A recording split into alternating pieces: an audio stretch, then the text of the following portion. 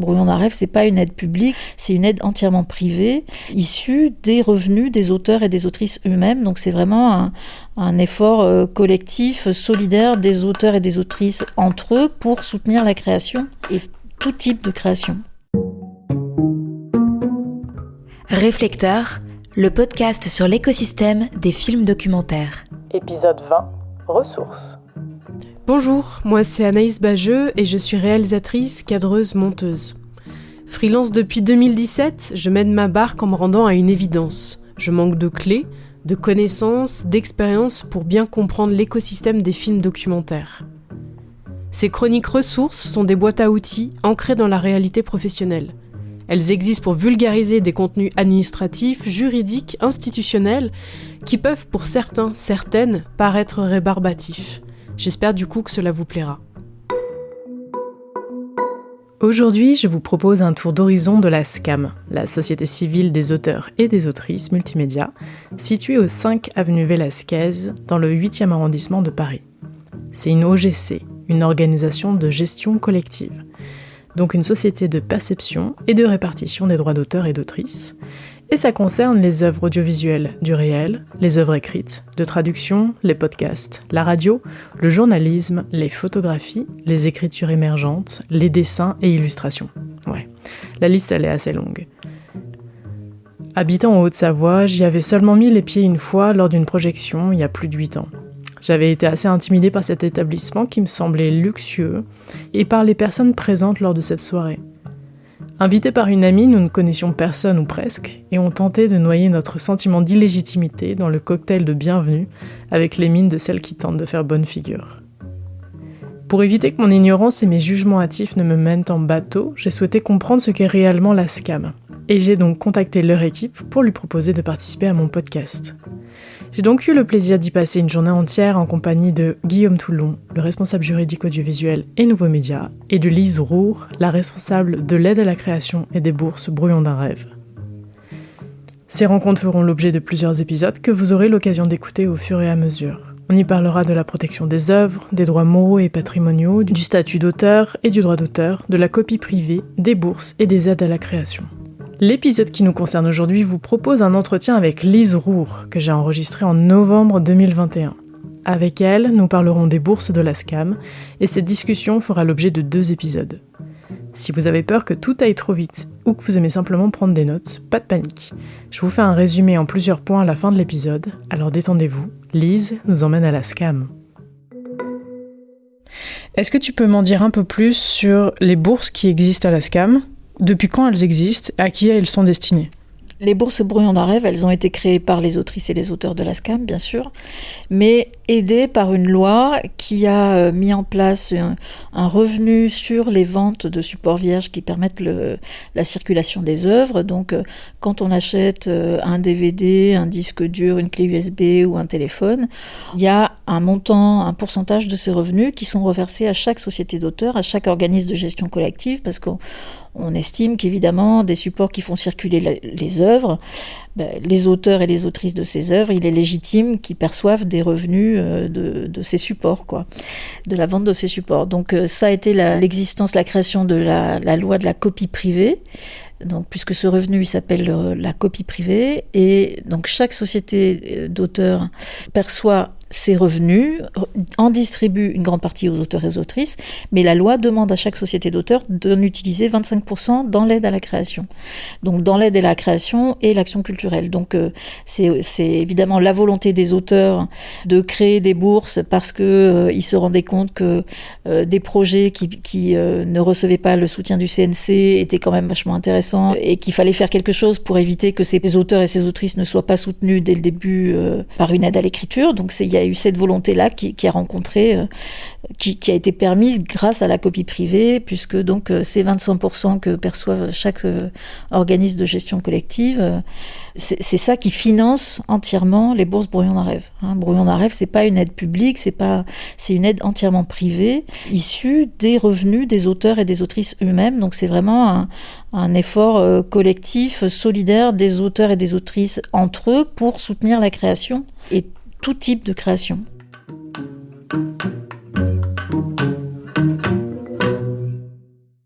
Je Je vous fais un petit point historique sur la copie privée, avec des infos issues du site internet copieprivée.org. En 1965, suite à la commercialisation en masse des magnétoscopes, donc d'appareils de copie individuels, l'Allemagne prend la décision de créer un système de compensation financière pour les auteurs et autrices, artistes et producteurs et productrices. C'est ce qu'on appelle la rémunération pour copie privée. Les autres pays européens suivent le pas, et la France vote sa loi en 1985 sous François Mitterrand.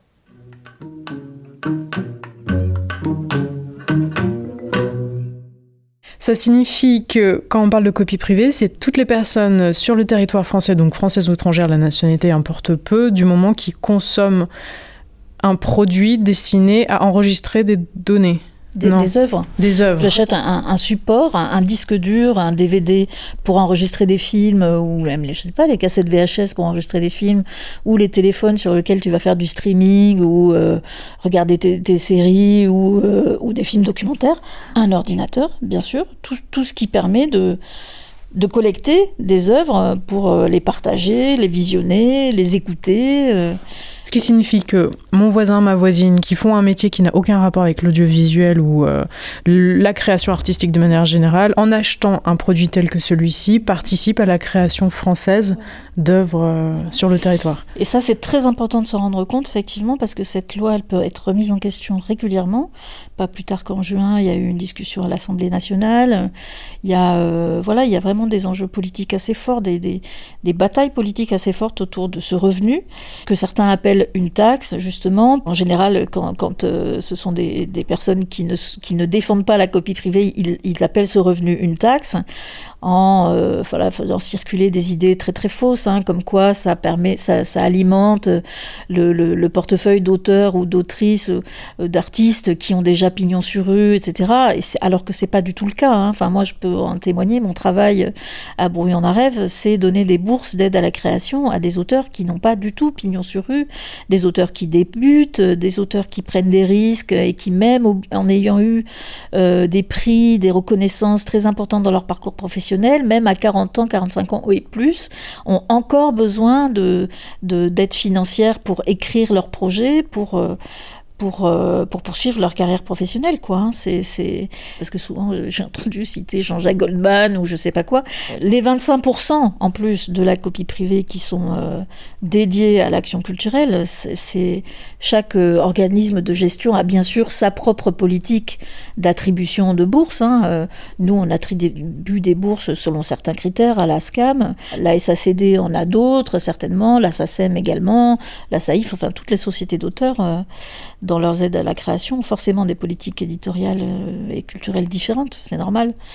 Mais en tout cas, ça sert sûrement pas à alimenter des portefeuilles de personnes extrêmement déjà bien dotées.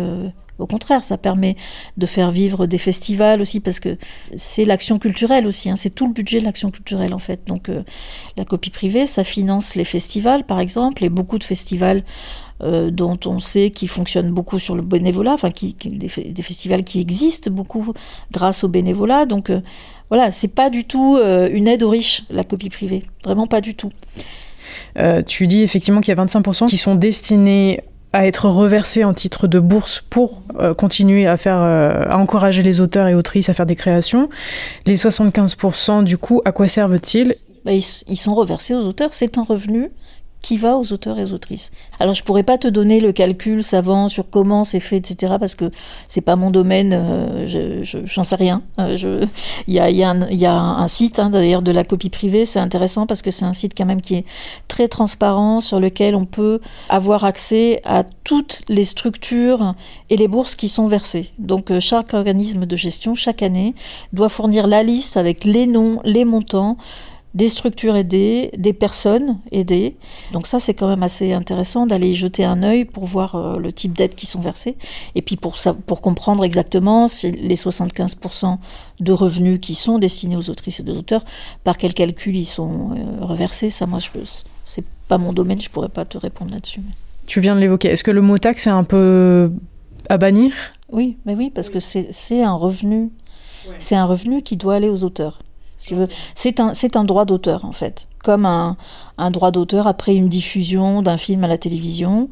Les auteurs et les autrices perçoivent un droit d'auteur après une diffusion ou après une publication d'une photo dans un magazine, etc. C'est un droit d'auteur. Ce sont les revenus, c'est ce qui permet de faire vivre les auteurs et les autrices de leur travail. Donc on ne peut pas appeler ça une taxe. C'est comme si tu disais que ton salaire, c'est une taxe. C'est pareil. Donc c'est pas un terme approprié, à mon sens.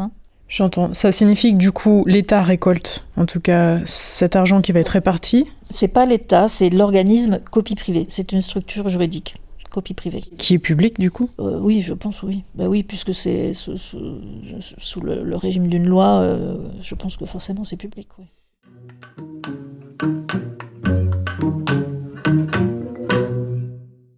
Ça fait 30 ans maintenant que Brouillon d'un rêve existe.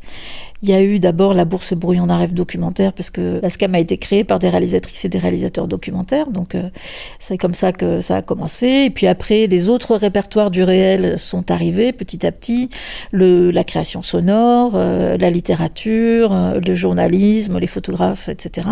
Et donc aujourd'hui, il y a 8 bourses Brouillon d'un rêve en tout, autant de bourses que de répertoires représentés par la SCAM. Puisqu'il y a 49 000 auteurs et autrices à la SCAM, de toutes les écritures de réel, du documentaire sonore aux arts numériques, aux youtubeurs et aux journalistes, etc. Quand tu parles de répertoire, du coup, on est effectivement, donc, en parlant de ces bourses, donc Brouillon d'un rêve documentaire, journaliste, sonore, littéraire, photographie et dessin, écriture et forme émergente, Pierre Schaeffer, ça se prononce comme ça, Pierre Schaeffer, Impact. Je sais qu'il existe d'autres façons d'avoir du financement, comme le CNC le fait également. Est-ce que toi, tu pourrais énumérer quelles autres sources de revenus il peut y avoir à la création de manière générale ?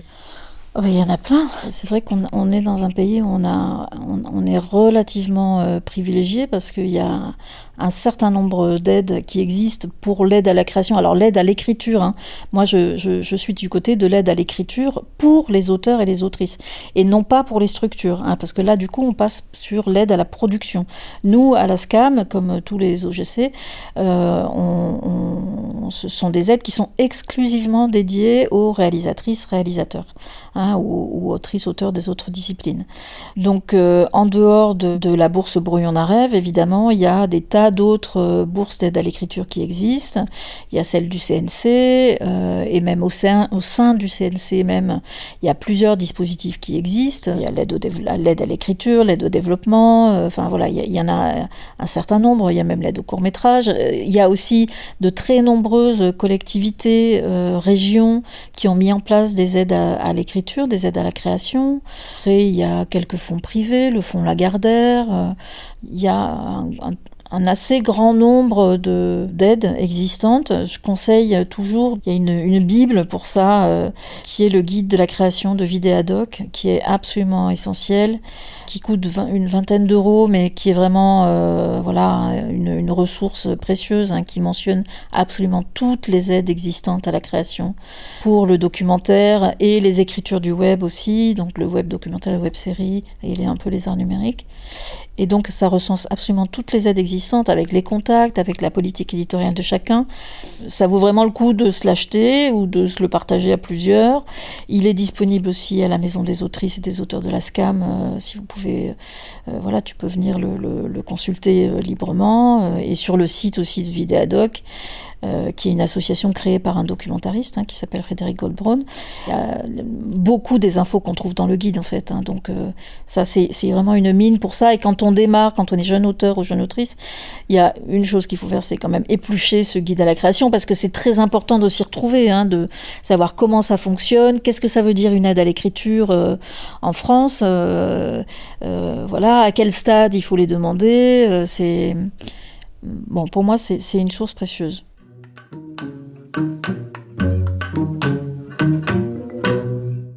Peux-tu nous dire du coup quel est le budget annuel alloué à ces bourses ? Ça représente à peu près en tout un peu plus de 700 000 euros, toutes disciplines confondues. Mais l'effort le plus important de la SCAM, qui est dû à son histoire, c'est évidemment vers le documentaire, vers l'audiovisuel, qui est lui de 450 000 euros. Plus 10 000 euros versés pour le tutorat, une autre bourse qui concerne le documentaire. Et après, les montants pour les autres répertoires, disciplines, ça varie un peu selon l'historique de chaque discipline.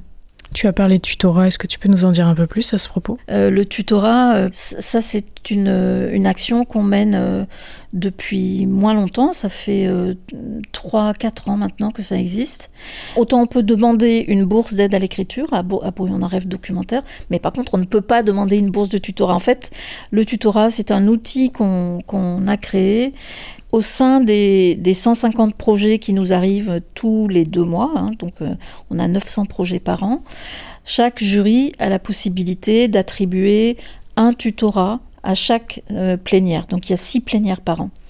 On ne peut pas candidater pour le tutorat. En revanche, nous, on est tous collectivement, avec les membres du lectorat et du jury, très attentifs aux personnes qui ne viendraient pas du sérail, qui n'ont pas fait d'école de cinéma, qui n'ont pas la possibilité de faire des études de cinéma, qui n'ont pas les moyens, qui n'ont pas forcément les codes non plus, mais qui ont des tas de choses à raconter et qui cherchent leur voix, qui cherchent parfois ce mode d'expression qui va devenir le leur. Peut-être ça ne deviendra pas le leur, mais c'est pas grave. C'est un parrainage qui est accordé pour 6 mois de travail avec un auteur ou une autrice expérimentée. Ce sont 3 séances de travail sur 6 mois. Il y a un petit montant, il y a 1 000 € qui est aussi offert à la personne qui reçoit le tutorat, quand même parce que c'est du boulot. Donc c'est un accompagnement par quelqu'un de très expérimenté sur le texte du projet du documentaire. Parfois aussi, ça peut être visionner des rushs qui ont déjà été tournés, du conseil sur comment s'y prendre pour un tournage, accompagner un tournage éventuellement, mais voilà, ce sont quand même normalement que 3 séances de travail de plusieurs heures, mais voilà, qui demandent évidemment du boulot à côté, de lire des textes en prévision de la réunion et tout ça. Si ça confirme le projet documentaire, si ça confirme l'envie à un jeune auteur ou jeune autrice de poursuivre le documentaire, c'est formidable. Et si la personne se rend compte que c'est pas son truc ou que ce projet tombe à l'eau parce que finalement c'était pas une si bonne idée, etc., c'est très bien. Enfin, nous, c'est un peu la particularité de Brouillon d'un rêve. Sa force aussi, c'est qu'on ne demande pas de compte sur l'argent qu'on distribue pour ces bourses d'aide à la création. C'est-à-dire que pour les films qu'on soutient, on ne demande pas aux auteurs, aux autrices de nous rendre des comptes sur comment l'argent a été utilisé. On ne demande pas que le film soit fini dans l'année, etc. On demande d'être présent au générique si le film est abouti et voilà, et d'être mentionné dans la mesure du possible, quoi. Mais on n'a pas d'autres contraintes que ça, quoi. Donc voilà, c'est un geste fort quand même. Si je comprends bien, ça signifie que par rapport à toutes les plénières qui ont lieu par an, c'est le comité qui se réunit, qui décide de qui éventuellement vous auriez envie d'accompagner par rapport au projet qui est présenté, où vous sentez qu'il peut y avoir besoin d'aide. Au projet et au profil, du coup.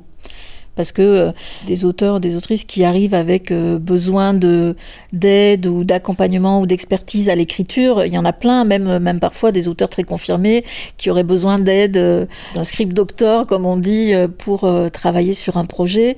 Bah, évidemment, cet accompagnement-là, beaucoup de personnes en auraient besoin, mais nous, avec les autrices et les auteurs de la SCAM, on a choisi de s'adresser par le tutorat à des gens qui ne viennent pas du sérail. C'était important pour les auteurs et les autrices de la SCAM de faire ce choix.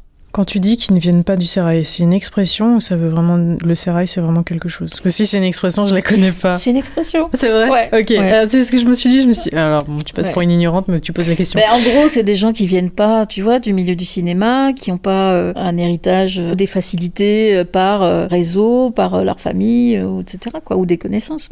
Qui n'ont pas fait la fac du cinéma, la FEMIS et tout ça, quoi. Le sérail, en gros, c'est un chemin, si tu veux, c'est le tapis rouge très privilégié d'un milieu culturel qui est déjà ancré dans le milieu du cinéma, tu vois.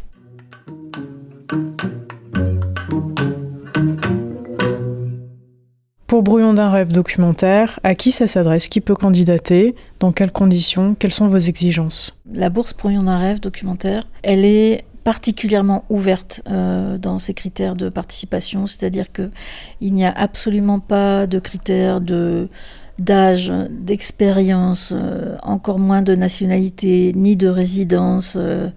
Il n'y a pas besoin d'être membre de la SCAM non plus, c'est vraiment très très très ouvert. Alors il y a souvent l'idée aussi que Brouillon d'un rêve, c'est brouillon d'un rêve de cinéaste, quoi, ou brouillon d'un réalisateur ou d'une réalisatrice. C'est faux, hein, ça s'adresse pas spécialement aux auteurs de premiers films. C'est pas brouillon d'un rêve, ça s'adresse aux auteurs débutants comme expérimentés, hein, tout au long de leur carrière.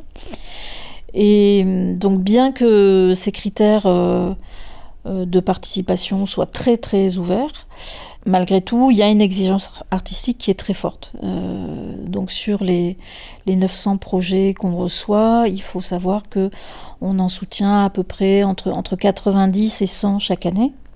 Hein, ce sont des bourses d'un montant entre 2 500 et 6 000 euros maximum qui sont versées. Et ça veut dire que c'est un ratio d'une petite dizaine de pourcents, quoi, de films qui sont soutenus. Hein. Donc c'est quand même très très sélectif. Il y a souvent l'idée qu'il faut commencer par Brouillon d'un rêve avant d'aller au CNC ou je sais pas où.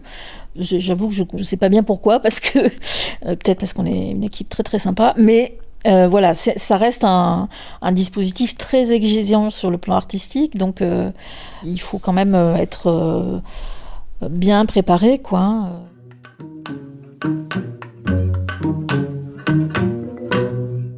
Il y a souvent l'idée, quand on débute, que les aides à l'écriture, elles vont servir à commencer l'écriture d'un projet. Or, il faut savoir que ça n'est pas le cas. Hein. Ça n'est pas du tout le cas. On a tous été, enfin moi aussi, hein, j'ai été de l'autre côté. Un jour, j'ai reçu une note en me disant... votre projet est recalé, pas assez travaillé, pas assez écrit, demanderait encore du travail. Je dis mais je comprends pas, c'est une aide à l'écriture et on me dit que j'ai pas assez écrit, alors ça sert à quoi en fait ? Il faut savoir qu'à chaque dispositif, on ne défend pas seulement des sujets. Ça veut dire qu'on défend des regards singuliers d'autrices et d'auteurs, mais aussi des choix de forme. À Brouillon d'un rêve en particulier, c'est un dispositif donc, qui a été entièrement pensé par et pour les auteurs et les autrices. Hein. Tout ce qu'on fait ici à la SCAM est décidé avec et décidé avec les auteurs et les autrices des commissions du conseil d'administration, etc. Le dispositif, il a été pensé comme une invitation à s'affranchir des codes classiques du genre documentaire. Donc ça veut dire que, évidemment, notre mission à Brouillon d'un rêve, c'est pas de soutenir des films très formatés ou du magazine, des œuvres ou des programmes qui sont facilement financés par la télévision. Ça, c'est pas notre boulot. Notre boulot, c'est vraiment à Brouillon d'un rêve de permettre à certaines écritures plus personnelles, dans laquelle il y a une recherche un peu plus poussée, une exigence artistique, même si on sait que je pense tous les auteurs et les autrices ont une exigence artistique, mais en tout cas, à Brouillon d'un rêve, c'est vraiment... il y a vraiment l'idée d'inviter les auteurs à s'affranchir des codes et des normes et des formatages du genre. Il faut l'avoir en tête, parce que quand on dépose un projet de documentaire, parfois, on est plus proche du journalisme. On ne sait pas que la bourse Brouillon d'un rêve journalistique existe, d'ailleurs. Donc, des projets de documentaires journalistiques qui vont être déposés à Brouillon d'un rêve documentaire. Bon, c'est une erreur parce que, voilà, ça peut pas être lu avec avec les mêmes critères, quoi. Hein.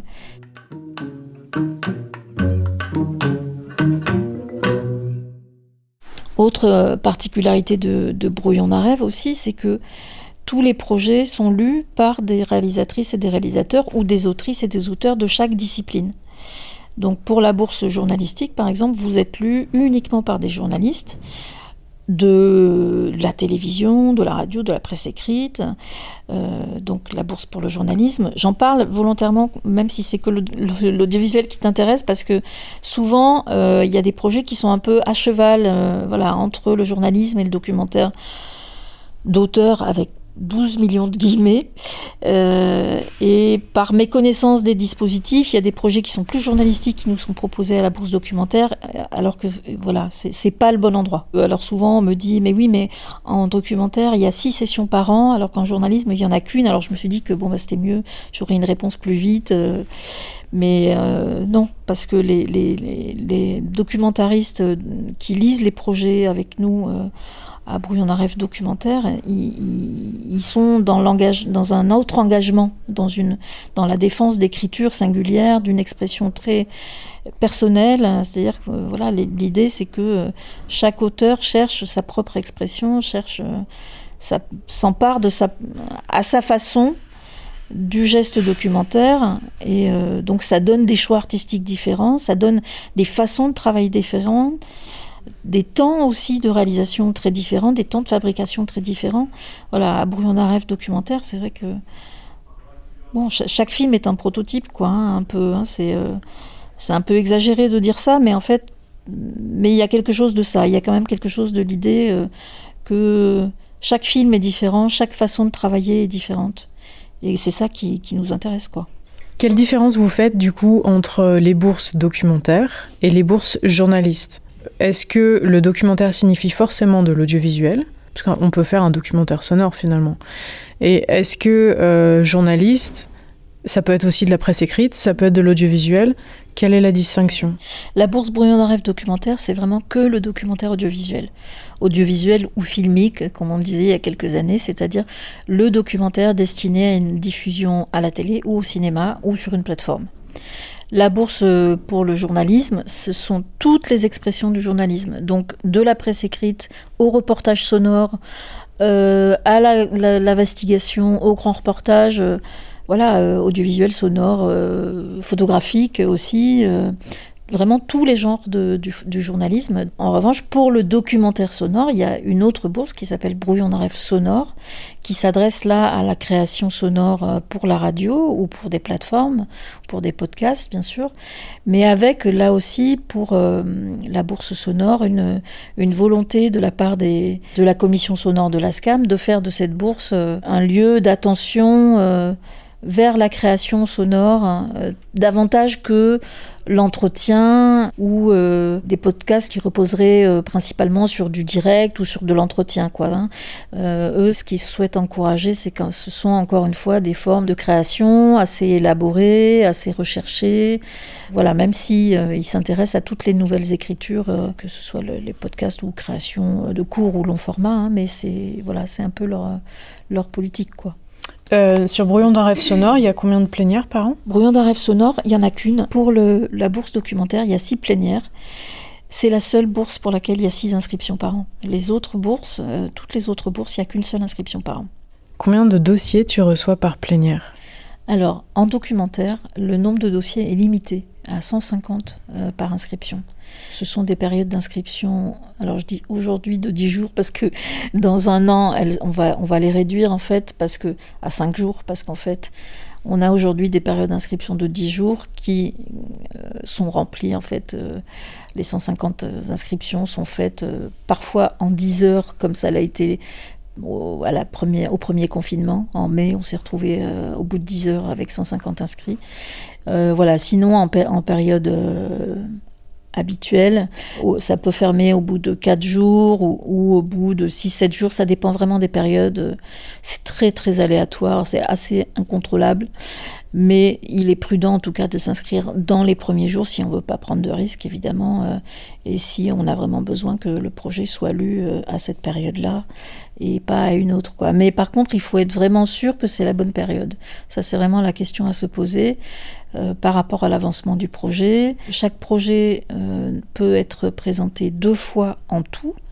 Mais en tant qu'auteur et autrice, tu n'as droit qu'à une seule participation par an. Donc tu peux, toutes bourses confondues. C'est-à-dire si tu déposes un projet en documentaire, tu ne pourras pas en déposer un autre en sonore ou en littéraire. Et si tu veux redéposer soit le même projet ou un autre, il faut attendre l'année civile suivante. Voilà. Pour le documentaire, donc c'est limité à 150 inscriptions par session d'inscription. Il y a une session d'inscription tous les 2 mois, donc ça c'est quand même un calendrier sur lequel on peut se reposer, hein. Ils sont annoncés sur le site, ça ne change jamais, sauf l'année prochaine où on va réajuster un peu ces périodes d'inscription et on va réajuster un peu le dispositif pour qu'il colle un peu plus aux besoins des auteurs et des autrices. C'est un calendrier fixe tous les 2 mois, si on rate le coche... Voilà, il n'y a pas de liste d'attente, etc. Il faut juste être au rendez-vous le mois suivant, aux premières heures du jour. Ça ouvre à minuit, et voilà. Bon, en général, ça ne sert à rien de faire une nuit blanche, hein, mais quand même, voilà.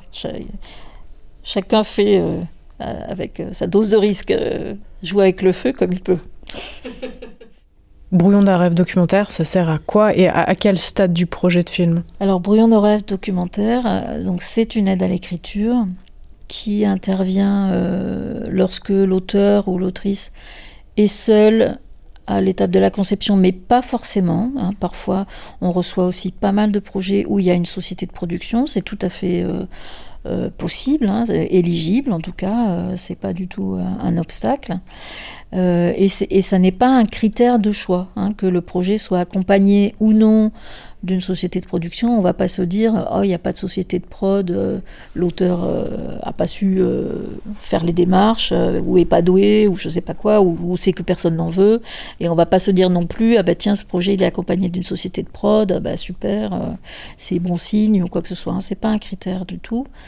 Donc la question de l'avancement, c'est vraiment une question hyper importante, parce que bien que ça s'appelle une aide à l'écriture, comme Brouillon d'un rêve soutient des formes assez recherchées, une réflexion assez aboutie, ça veut dire que évidemment on ne peut pas déposer une première étape de travail. C'est rare que ça fonctionne avec une première étape d'écriture où on n'est que dans une recherche théorique, 100% dans le sujet. Voilà, on a fait des recherches dans des bouquins, des archives éventuellement.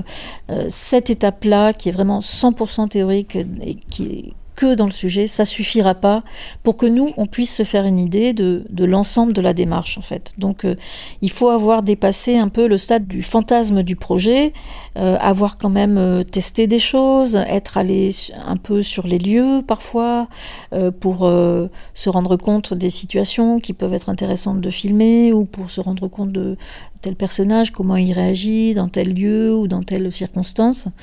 Donc ça veut dire qu'il faut être passé quand même par une première étape d'écriture dans laquelle on s'est un peu confronté au réel et pas que le film fantasmé. Donc l'aide à l'écriture, c'est une aide pour poursuivre l'écriture, mais pas pour la démarrer de rien.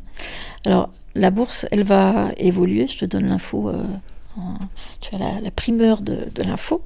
À partir de 2022, du coup, on reçoit aujourd'hui des projets qui sont à des stades totalement différents, totalement opposés. On peut recevoir des projets qui sont justement à une étape très embryonnaire, où il y a besoin de faire des repérages, et c'est vrai que ça nous a sauté à la figure pendant le confinement, parce qu'il y avait plein d'auteurs qui ne pouvaient pas faire de repérages. Donc forcément, on a reçu beaucoup de projets à des stades très théoriques, et des demandes d'aide pour pouvoir aller faire des repérages quand tout ça se décoincerait. Donc actuellement, on reçoit des projets avec des stades d'avancement qui sont si différents que ça devient vraiment très compliqué de les mettre en compétition, entre guillemets, en concurrence en tout cas. Voilà, quelqu'un qui débute et qui est au tout début de son projet, avec quelqu'un qui est un peu plus rodé, qui a un peu plus l'habitude d'écrire, qui a un peu plus les codes du documentaire et de comment fonctionnent les dispositifs, et qui va souvent être poussé par des prods qui savent que la concurrence est telle et la pression est telle, c'est tellement difficile de financer du documentaire aujourd'hui, que souvent j'entends des auteurs qui me disent: ma société de production m'a dit non, attends d'être vraiment prêt, presque prêt à tourner pour déposer le projet à Brouillon d'un rêve, pour être sûr d'avoir une chance. Et c'est vrai que pour nous c'est très compliqué de mettre en concurrence des projets aussi différents, et des expériences aussi différentes. Donc en discussion avec les auteurs et les autrices du conseil d'administration de l'ASCAM et des commissions, on a souhaité faire évoluer le dispositif, et on va proposer désormais de pouvoir s'inscrire soit à une demande de bourse de repérage, soit à une demande de bourse d'écriture. Et évidemment, les dossiers ne seront pas les mêmes du tout. Parfois, on a des projets qui sont au même stade d'avancement, et sur l'un, on a un lien de visionnage, de repérage, sur l'autre, on n'en a pas, par exemple. Donc voilà, c'est toujours risqué de mettre un lien de visionnage, bien sûr, mais quand même, quand on est à un stade avancé du travail d'écriture, c'est quand même important d'en mettre un. Pour les premiers films aussi, par exemple, c'est important de mettre un lien de visionnage, parce que c'est très difficile de se fier uniquement sur l'écriture. Donc voilà, il va y avoir ce changement-là qui va être fait, parce qu'on espère permettre aux auteurs de nous contacter au meilleur moment pour eux, dans le travail, dans l'avancement de leur projet, et on espère avoir un outil de décision aussi qui sera plus juste, qui rétablisse un peu d'équilibre, un peu d'équité entre des projets à des stades très très différents, quoi. Quelle est la place de la personne qui finance? Est-ce que c'est le rôle de la SCAM de financer du repérage, alors que ça devrait être celui d'une société de production, de payer cette partie de pré-production? Alors, il faut savoir que il y a assez peu de sociétés de production qui ont les moyens, en tout cas dans le documentaire d'auteur avec, encore une fois, 12 millions de guillemets, le documentaire du type de ceux qu'on soutient, il y a assez peu de sociétés de production qui ont les moyens de financer toutes ces étapes de recherche. Il y a cet aspect-là. Il y a aussi parfois que je connais certains réalisateurs ou réalisatrices qui ont besoin, avant de savoir vers quelle société de production ils vont se tourner pour tel ou tel projet, parce que dans sa vie d'auteur, on peut faire des projets très très différents. On peut faire des projets pour la télévision, de forme plus classique, et puis on peut faire aussi 2 ans plus tard un film de fiction, pourquoi pas, et puis 3 ans plus tard un documentaire beaucoup plus personnel, en explorant la forme de manière beaucoup plus aboutie. Donc parfois il y a des réalisateurs et réalisatrices qui ont besoin aussi, avant de contacter des productions, d'avoir un temps de recherche, quoi, en fait. C'est un temps de recherche, de réflexion qu'on peut faire seul ou accompagné, mais qui peut être tout à fait important. Enfin, qui est pas négligeable, quoi. Après, il y a aussi beaucoup de jeunes auteurs ou autrices qui connaissent personne dans la profession et qui se disent tiens, c'est la première fois que je vais me frotter un peu à des professionnels, je vais envoyer mon dossier à Brouillon d'un rêve ou à une autre structure, ce sera mon premier retour. Alors après, on fait pas de notes de lecture à l'étape de la présélection, mais si un projet, par exemple, chez nous en documentaire, va jusqu'à la plénière, ça se fonctionne en 2 étapes, je t'expliquerai après si tu veux. Le candidat déçu, comme on dit, dont le projet n'est pas soutenu, reçoit une note de lecture. Donc c'est vrai que c'est pas négligeable aussi pour des débutants, des personnes qui ne sont pas expérimentées, et de se tourner vers ces dispositifs pour confronter son travail, quoi. Quand tu dis une note de lecture, est-ce qu'il faut en faire la demande ou c'est automatiquement envoyé à la personne qui n'a pas été reçue ? Je vais expliquer déjà le principe le processus de lecture, comment ça fonctionne, pour aboutir, pour pouvoir te répondre à cette question de la note de lecture et du retour qu'on peut faire sur les projets. Le processus de lecture, il dure aujourd'hui 5 mois environ. À partir de 2022, ça fait partie des changements qu'on va proposer. Il sera réduit d'1 mois, ce qui est déjà pour nous énorme, parce qu'on est une toute petite équipe de 2 personnes.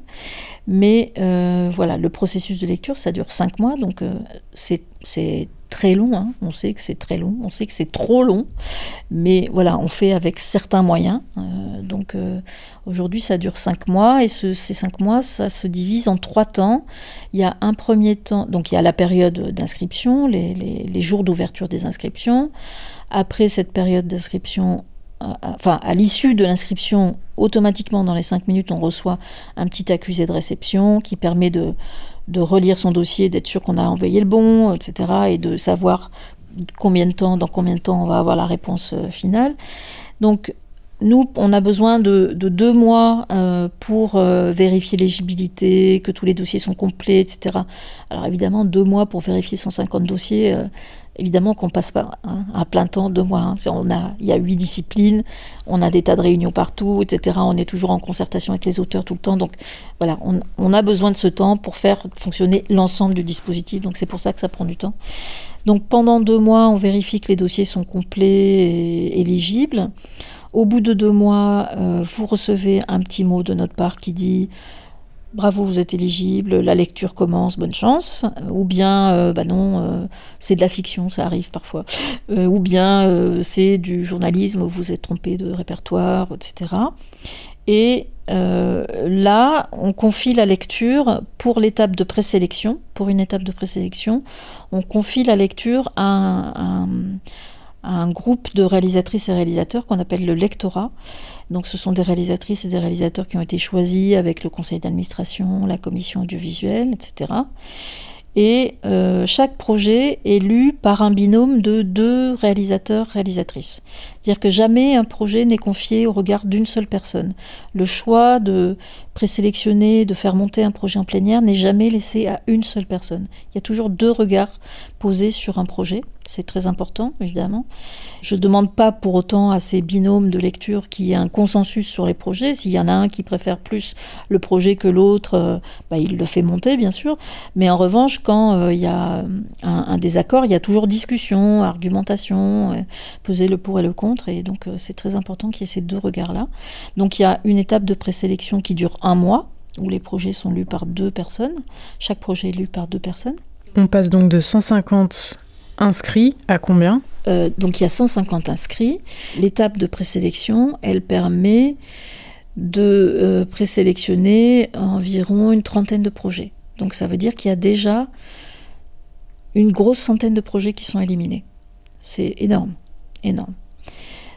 Donc il y a une trentaine de projets qui sont présélectionnés au bout d'1 mois, et cette trentaine de projets, elle est confiée à un autre groupe de lecture qui est le jury, qui est formé de 3 personnes, réalisatrices et réalisateurs, et ils ont à nouveau 1 mois pour lire. Évidemment, vous avez été prévenus entre-temps du résultat de la présélection. Si le projet est présélectionné, on vous demande aussi de nous donner des nouvelles sur l'avancement du projet, parce que peut-être entre-temps vous avez eu le CNC, peut-être entre-temps vous êtes avec une société de production, enfin voilà, il peut y arriver des tas de choses qui nous intéressent dans nos décisions et nous aident dans la réflexion et sur l'attribution des bourses et les montants qu'on va attribuer. Ça signifie du coup par exemple que si une bourse du CNC a été obtenue en attendant, ça peut favoriser... Pas forcément, non, pas forcément, mais par contre c'est une information qu'on souhaite avoir pour avoir tous les éléments en main pour discuter de chaque projet, parce que donc au bout d'1 mois, le lectorat, c'est-à-dire les personnes qui ont fait la présélection, et le jury, on se réunit tous en plénière toute une journée avec la trentaine de projets présélectionnés pour discuter projet par projet de la démarche de l'auteur, de sa singularité, de la prise de risque artistique, de l'engagement de l'auteur ou de l'autrice dans sa démarche, de sa responsabilité vis-à-vis des personnes qui filment, enfin voilà, de tout un tas de problématiques qui constituent le geste documentaire, quoi. Et évidemment, on discute aussi, une fois qu'on a parlé de tous ces critères artistiques, etc., il reste un certain nombre de projets, et là, on regarde bien sûr qui est accompagné d'une production, qui a eu telle aide, quel montant, etc. Et évidemment, alors mais il n'y a pas de grille de lecture, quoi. Il n'y a pas de... On se dit jamais, tiens, ce projet, il a eu le CNC, il n'a pas besoin de nous. Non, parce que dans la réalité, on sait très bien qu'un auteur ou une autrice peut avoir eu le CNC et toujours pas pouvoir se rémunérer. Enfin, je veux dire, le CNC, c'est qu'une étape parmi d'autres. Ça ne permet pas de faire un budget, ça ne permet pas de payer tout le travail de l'auteur ou de l'autrice, des repérages très longs, des archives, je ne sais pas quoi. Donc, c'est jamais un critère en soi. On prend en compte vraiment des tas de critères. On prend en compte évidemment l'expérience de l'auteur ou de l'autrice, mais ça peut aller dans un sens comme dans l'autre. Voilà. Chaque projet est discuté vraiment dans le détail, sans grille de lecture prédéfinie. On fait très attention à... Par exemple, il se trouve qu'on soutient à peu près 30% de premiers films, mais sans jamais qu'il y ait de quota ou de volonté particulière de soutenir des premiers films. Seulement, il y a une attention particulière de la part de tous et toutes vers des premières démarches, des recherches qui nous arrivent et qui paraissent prometteuses, quoi. Donc il y a ce regard sur les premiers films. Et l'autre chose que je voulais dire que j'ai oublié. Il n'y a pas un film qui se ressemble, il n'y a pas une démarche qui se ressemble, il n'y a pas un auteur qui a envie de travailler de la même façon que l'autre. qui va avoir besoin du même temps. Il y en a une qui va avoir besoin de rester pendant 1 an dans une cité à Montreuil pour rencontrer les gens, pour faire connaissance, pour vivre de l'intérieur avec eux, pour créer des liens qu'on ne peut pas créer quand on y va juste pour filmer une après-midi. Voilà, il y a quelqu'un d'autre qui va avoir besoin d'aller au fin fond du monde. Il y en a d'autres qui vont avoir besoin de faire appel à un fonds d'archives. Il y en a d'autres qui vont avoir tout tourné parce que c'est un journal sur une dizaine d'années. Donc voilà, il y a que des cas différents, quoi. Donc, mais chaque projet est vraiment discuté avec en prenant en compte tous ces éléments, quoi, sans grille de lecture prédéfinie. Ça doit être passionnant et frustrant à la fois, non ? De dire il y a tellement de projets différents et en même temps qui ont l'air très chouettes. Que finalement, est-ce que finalement, en tant que candidate, on se dit que notre dossier est entre les mains de ce binôme d'auteur-d'autrice qui va nous représenter, dont l'argumentation va jouer, donc finalement c'est un peu la qualité d'orateur, d'oratrice. J'exagère peut-être. Non, pas seulement. Quand bon, même. Heureusement. Non. Bah non. Non. Si tu veux, lors d'une plénière, chaque membre du lectorat va présenter le projet avec voilà ce qui l'a intéressé, les raisons pour lesquelles il souhaite soutenir le projet. Mais ensuite, le jury, il s'est fait son propre choix de son côté, sa propre lecture. Et voilà, et ce sont des lectures compliquées parce qu'évidemment, ce sont toujours aussi des lectures qui se font en contraste avec les autres projets du groupe. Ce sont jamais des projets que tu peux lire de manière totalement isolée d'un ensemble. C'est pour ça il faut toujours prendre ces décisions avec beaucoup de recul et de distance le plus possible, bien que ce soit très difficile. C'est certain, de recevoir des avis négatifs, c'est toujours très difficile, bien sûr.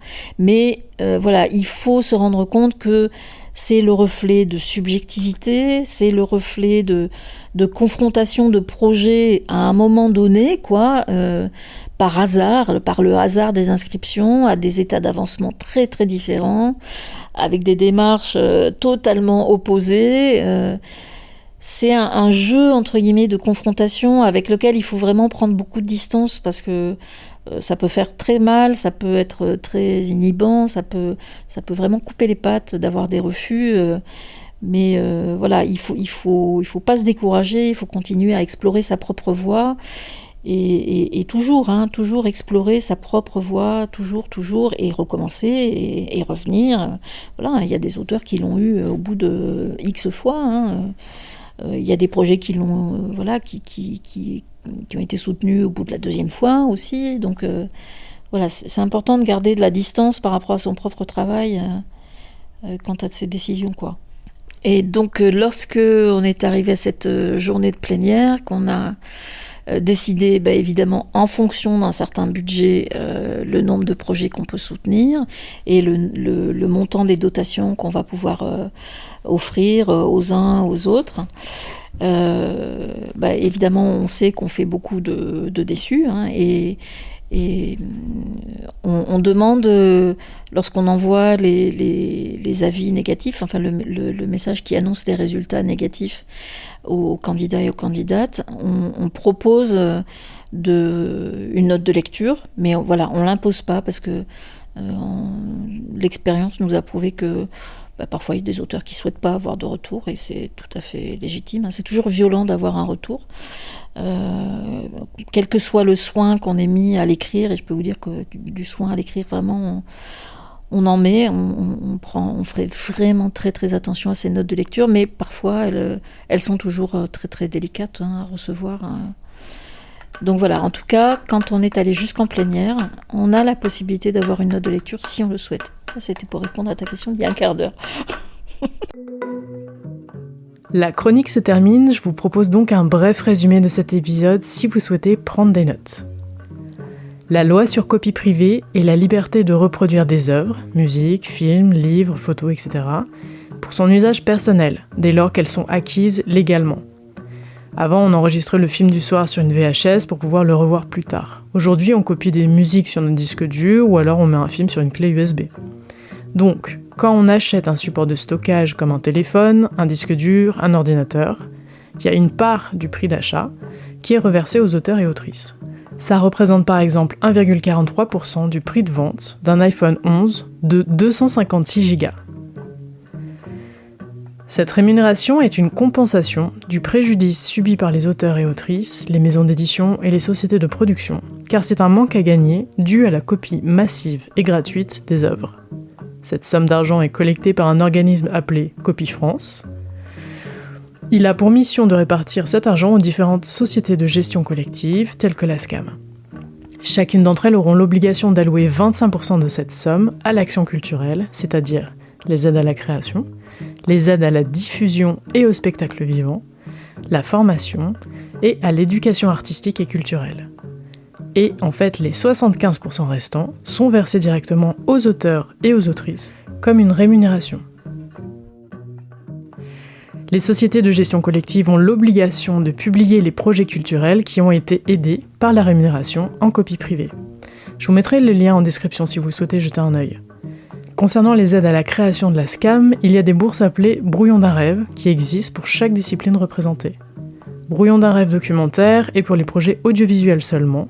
Il y a 6 plénières par an et les bourses sont dotées de 2 500 € à 6 000 €. C'est la seule discipline qui propose cela car les autres du répertoire sont à 1 plénière par an. Il faut savoir que le jury se réserve le droit d'accorder un tutorat à la personne lauréate qui consiste en un parrainage de 6 mois à raison de 3 séances avec un auteur ou une autrice plus expérimenté et d'une dotation de 1 000 €. Pour candidater à Brouillon d'un rêve, les critères sont très larges et il n'y a pas de condition d'âge, de nationalité et d'expérience. Il n'est pas nécessaire d'être membre de la SCAM pour y participer. Seul compte l'exigence artistique, c'est une invitation à s'affranchir des codes classiques du genre. Cet entretien avec Lise Roure que vous venez d'entendre, je l'ai enregistré à l'automne 2021. Et à partir de 2022, Brouillon d'un rêve documentaire évolue pour proposer 2 bourses. Il y en a une qui n'existait pas avant, qui est pour le repérage et qui est aujourd'hui d'un montant de 2 500 €, et l'autre dont on a déjà parlé, qui est pour l'écriture. La bourse d'écriture n'est pas destinée à aider le début d'une écriture, mais pour la développer. Attention donc à bien vous renseigner pour savoir si votre projet est assez mature pour candidater. 150 projets peuvent candidater par plénière et seuls 10% des films sont soutenus. Il est possible de candidater seul ou d'avoir son projet déjà accompagné par une société de production, mais ça n'a pas d'influence sur la décision du jury. Le jury est composé de professionnels du métier qui prendront soin d'écrire une note de lecture que vous pouvez demander si votre projet n'est pas lauréat. Si vous avez la moindre question concernant les bourses, je vous invite à contacter directement le pôle de l'aide à la création de la SCAM qui se fera un plaisir d'y répondre. Vous pouvez les joindre par email, par téléphone, je vous mets dans la description tous les liens qui pourront vous être utiles. Réflecteur, c'est fini pour aujourd'hui. Un grand merci à la SCAM et à Lise Roure pour cette rencontre. On se retrouve au prochain épisode pour le making-of du film Des Hommes, une immersion dans la prison des Baumettes de Marseille, signé Alice Audio et Jean-Robert Vialet. Merci d'avoir écouté ce podcast jusqu'au bout. J'espère qu'il vous a plu. Et si c'est le cas, je vous invite à laisser un avis sur Apple Podcasts ou Spotify et à partager l'épisode autour de vous. Et ce podcast, c'est aussi le vôtre. S'il y a des thématiques qui vous tiennent à cœur, que vous souhaitez me partager, sentez-vous libre de m'écrire en commentaire sur Instagram ou Facebook, je répondrai à tous vos messages et je ferai de mon mieux pour créer un nouvel épisode. C'est un podcast produit et réalisé par mes soins, avec une composition musicale réalisée par Claire-Sophie Dagnan, avec Vera et Léo au violoncelle, et une illustration d'Hugo Merel. À bientôt!